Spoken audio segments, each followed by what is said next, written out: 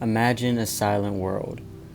A world without honking horns, white noise, the sound of your mother's voice, phone calls, the annoying voice of the person you despise, the sizzling of a pan, not knowing when someone calls your name, hearing footsteps as someone walking behind you, not hearing a single thing. A world of silence, where all there is the voice in your head and your sight. This may seem like a terrifying thought to some of you. God knows it is for me. But this is the reality for 6 million Americans. 6 million Americans are shut out from society simply based on the fact that they walk the world differently than you. Hi, I'm Matthew Firestone, and today I wanted to bring to light the discrimination that no one talks about. A lot of people do not understand what it means to be deaf. I mean, how would you? I've been taking American Sign Language for 4 years now, and while I've learned a lot about the world of deaf culture, I have no idea what it is like to be a deaf American. But in my time learning ASL and deaf culture, I feel like the world is missing out on such a beautiful, diverse, strong community of hardworking people who are ignored, isolated, forgotten when talking about modern-day discrimination. And I feel I would not be doing my part as an ally without teaching you what hearing people can do to support the deaf community. Attempting to understand the rich and beautiful culture.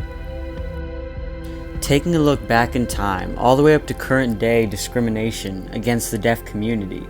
Through understanding what hearing people can do to support the deaf community, and through learning the struggle of being deaf, we can make the world a better place for deaf people. I want to take you guys back in time. Martha's Vineyard. A lot of people know Martha's Vineyard as a good spot to put a beach house.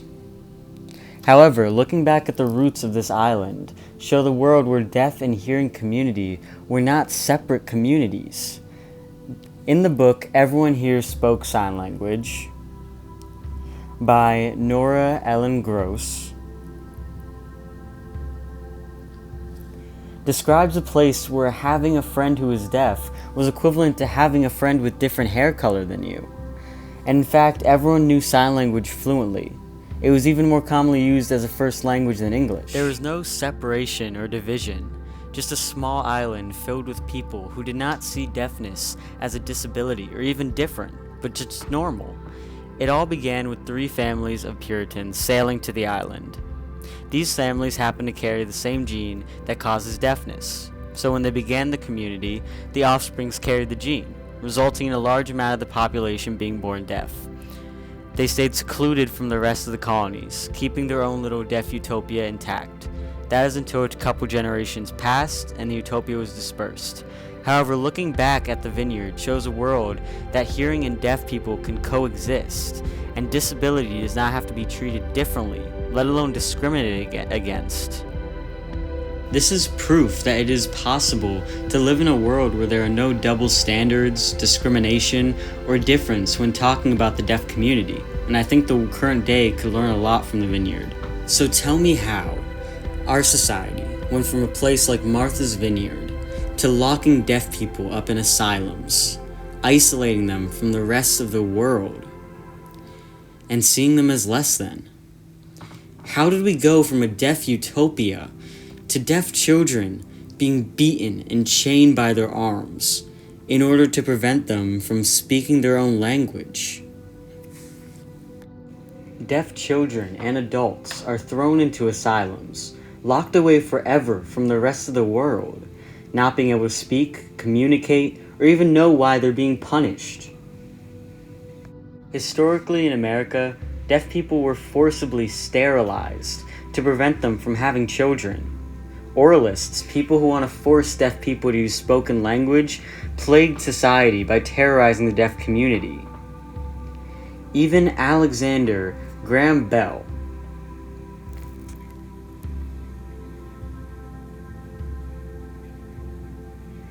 who some of you may think of as a good man, was one of the biggest oralists who almost stopped the deaf community from surviving by trying to force deaf people to stop using their own language.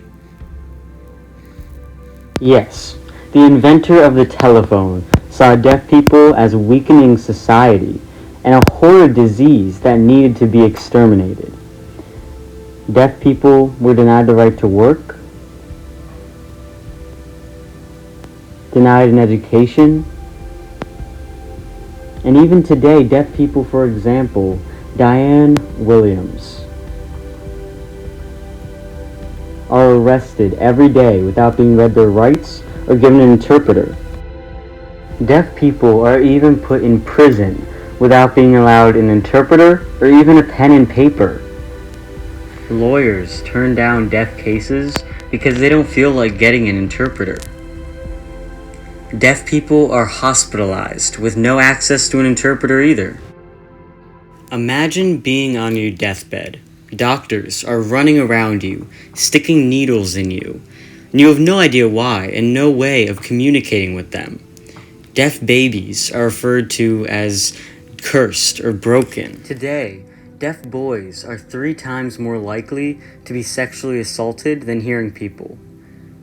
Deaf girls 2 times more likely. Deaf children are 5 times more likely to be abused. Deaf prisoners are 3 times more likely to be abused in prison. 1 in 4 deaf women are victims of domestic violence. 50% of deaf children are sexually abused. And 41% of deaf children are physically abused. It is outrageous that probably none of you knew that. And it is outrageous that if I had never taken sign language or decided to learn about deaf culture and history, I would have never known this. For this TED Talk, I interviewed Vivian Hasbrook,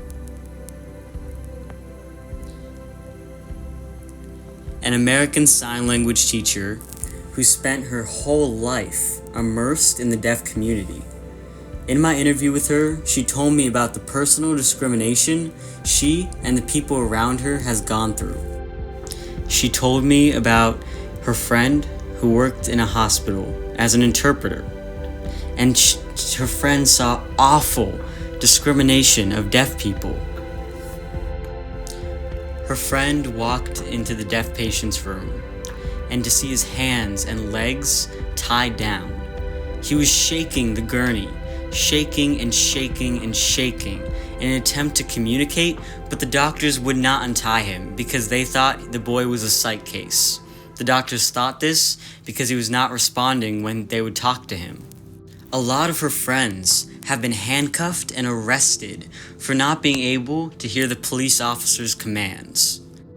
She also told me the story of how her friend, who was deaf, was robbed. The man came up behind him and he had a knife. However, since her friend could not hear the robber asking for his wallet, her friend was stabbed and killed. She also has multiple deaf friends who were in the Twin Towers during 9/11, and due to there being no emergency plan put in place for deaf people, her friends had no idea where they were going or how they were supposed to escape. A form of discrimination she also spoke of is how businesses do not have to have interpreter services put in place. During President Trump's presidency, the White House did not have an interpreter for press conferences, which isolated deaf people from being able to know what was going on in their own country. It is ridiculous that such an impactful community that is so beautiful, its struggle and history are forgotten about. We are doomed to repeat history if we do not remember it, which is why it is crucial to remember the insane struggle and turmoil that the deaf community faced and still faces today in order to create a safer, more accepting world. The deaf community has faced a lot of struggles throughout history in America and around the world. However, I want to bring to light the accomplishments of the deaf community. Thomas Edison, the inventor of the light bulb, was hard of hearing and thought to be almost completely deaf, I also want to bring to light Gallaudet University, which is the only deaf liberal arts school university in the entire world.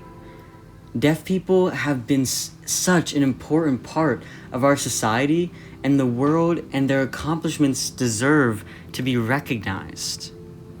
Now, I've talked a lot tonight about the deaf community in general, but I do not want to only inform you about the discrimination and history of the deaf community, but the deaf community itself, like the difference between deaf and deaf. The word deaf refers to not being able to hear. However, deaf means deaf proud, being proud and active member of the deaf community. Another word passed around is hard of hearing, which is semi-reduced hearing loss. However, the term hearing impaired is no longer acceptable because it refers to being deaf as an impairment. The deaf community is not impaired. They're just different. Like how I'm different from some of you for having brown hair, while some of you may have blonde hair. I also wanted to teach you some signs, so if you're ever in a situation where you need to communicate with a deaf person, you can. This is the sign for name. This is the sign for how are you. This is the sign for nice to meet you.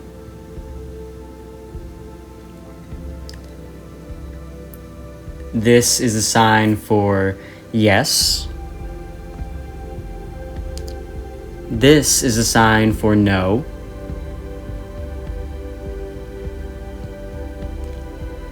This is the sign for please. This is the sign for thank you. In my interview with Vivian Hasbrook, she said hearing people can support the deaf community by learning sign language, using technology to interact with deaf people, accepting difference, and learning how to interact with people different than yourself. Besides knowing some basic sign language, I wanted to teach you what hearing people can do to try to communicate with someone who is deaf or hard of hearing in a respectful way. Firstly, not all deaf people like to communicate with hearing people the same. Some wish to speak, some wish to sign, and some wish to write. Just ask the deaf person how they feel like communicating. And do not assume that they can read your lips. Also, don't look down on their English, because most deaf people learn English as a second language. When communicating, firstly, wave your hand in their eyesight, or lightly tap them on the shoulder. If you know this deaf person, however, it would be appropriate to use vibrations, tapping on the table, or stomping your foot, so that they feel the vibrations and know you're trying to signal them. Also using clear facial expressions so that they have a better understanding of what you're trying to say. Thirdly, keep your mouth and eyes visual at all times so they can see. Speak clearly and enunciate so you can differentiate your words. And please do not yell. They will not be able to hear you then, and they still cannot hear you. And lastly, just be patient. Hearing people need to not only understand but recognize the discrimination that the deaf community had to face and still faces on huge scales today. We need to make an effort to understand the unique and beautiful culture that is the deaf community.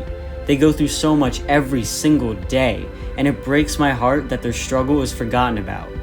Through understanding what hearing people can do to support the deaf community, and through learning about the struggle of being deaf, we can make the world a better and safer place for deaf people. Thank you for listening.